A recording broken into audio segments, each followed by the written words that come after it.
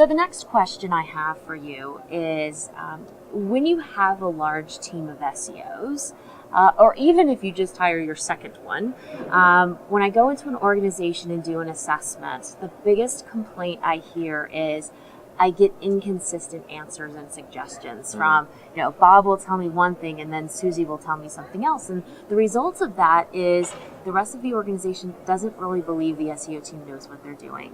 So what are some things that you've done to help instill some consistent messaging and solutions that really do have multiple ways to solve them? And what are some things that you would suggest for other teams? Yeah.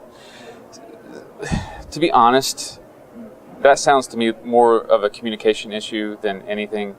This is why I don't believe that the SEO teams are going to go away as a centralized organization, as much as I believe that you'll have the centralized organization that then goes forth and spreads SEO goodness across the organization by being active participants in other departments. Having that centralized group allows you to sort of facilitate communication about anything that changes in the industry. I'm constantly getting emails throughout the week from my colleagues that are saying, hey, did you see where on Search Engine Land or on, SEO by the Sea or something like that, where they said this. Yeah, let's talk about that. Let's actually test that. You have to, as an organization, take in your information and then use your critical thinking skills, right? As an organization, don't take things at face value.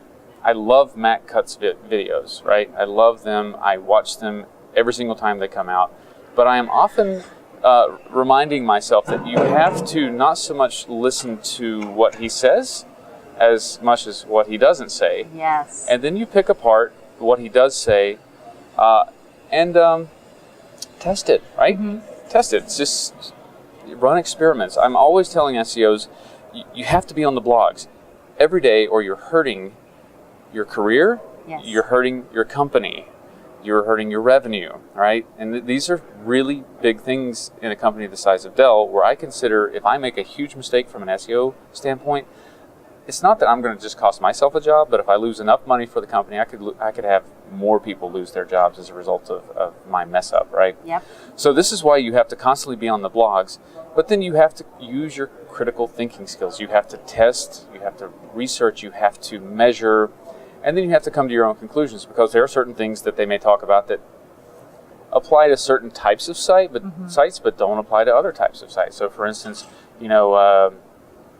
evergreen content may not be affected as much as content that generally needs to be fresher, right?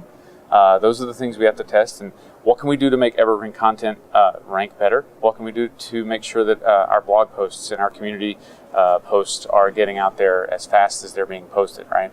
So, if somebody says, G plus or do a +1, and that's going to get you crawled faster and get your content out there faster and ranking faster, then don't just go, yeah, let's do that. Test it, right? And then if you can test it and you can prove it, you can build a business case behind it. You can get executive buy-in on it, and you can get more priority put on it. All right, fantastic. Great suggestions.